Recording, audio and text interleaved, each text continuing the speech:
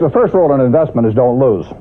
And the second rule in investment is don't forget the first rule, and that's all the rules there are. I mean, if you buy things for far below what they're worth, and you buy a group of them, you basically don't lose money.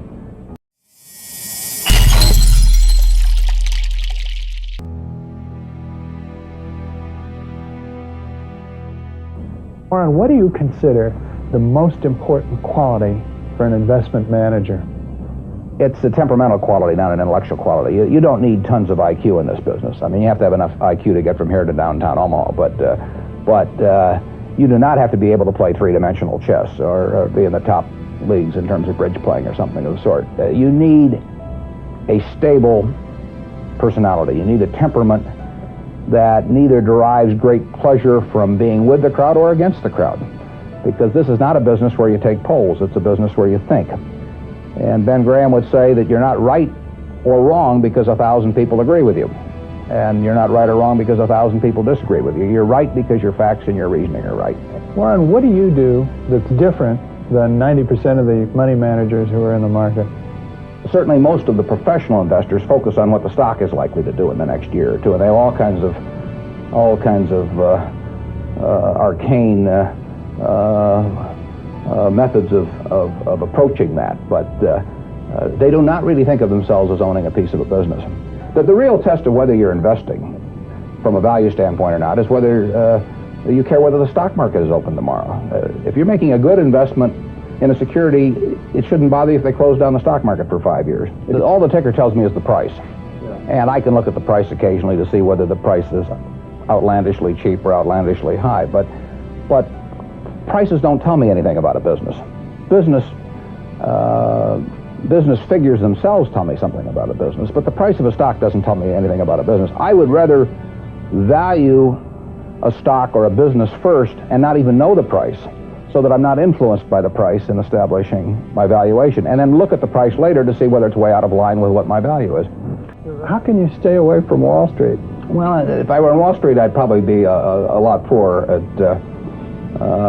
You get overstimulated in Wall Street, and you hear lots of things, and you may shorten your focus, and a short focus is not conducive to long profits. And here I can just focus on what businesses are worth.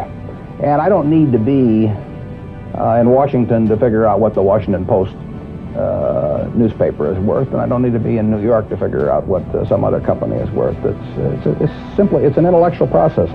Well, and the less static there is in that intellectual process, really the better off you are.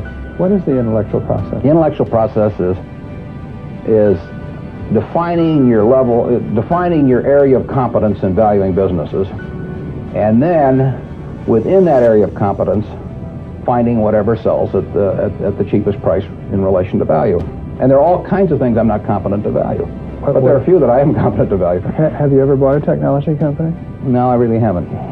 In 30 years of investing, not one? I haven't understood any of them. So you haven't ever owned, for example, IBM? Never owned IBM. Marvelous company. I mean, a sensational company, but I haven't owned IBM. And so here is this technological revolution going on, and you're not going to be a participant. Gone right past me. Is that all right with you? It's okay with me. I don't have to make money in every game. I mean, I don't know what cocoa beans are going to do.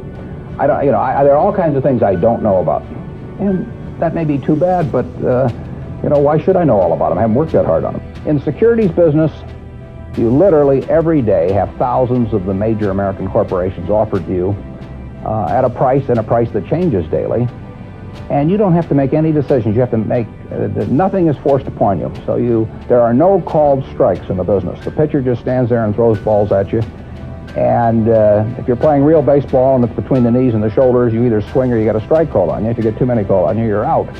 In the securities business, you sit there and they throw U.S. Steel at 25 and they throw General Motors at 68, and you don't have to swing at any of them. They may be wonderful pitches to swing at, but if you don't know enough, you don't have to swing.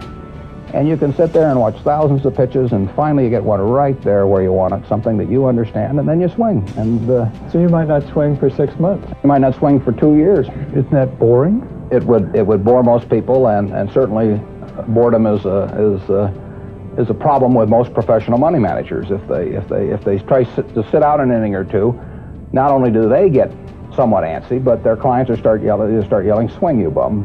From the stands, and that's very tough for people to do. Warren, your approach seems so simple. Why doesn't everybody do it? Well, I think partly because it is so simple. That the academics, for example, focus on all kinds of variables. Partly because by academics you mean professors of right, finance? The data's there. In business school? Sure, and the data's there. So they focus on whether if you buy stocks on Tuesday and sell them on Friday, you're better off, or if you buy them in election years and sell them in other years, you're better off, or if you buy small companies. There are all these variables because the data are there, and they've learned how to manipulate data. And as a friend of mine says, to a man with a hammer, everything looks like a nail. And once you have these skills, you just are dying to utilize them in some way, but they aren't important. If I were being asked to participate in a business opportunity, would it make any difference to me whether I bought it on a Tuesday or a Saturday or an election year or something? It's not what a businessman thinks about in buying businesses. So why think about it when buying stocks? Because stocks are just pieces of businesses.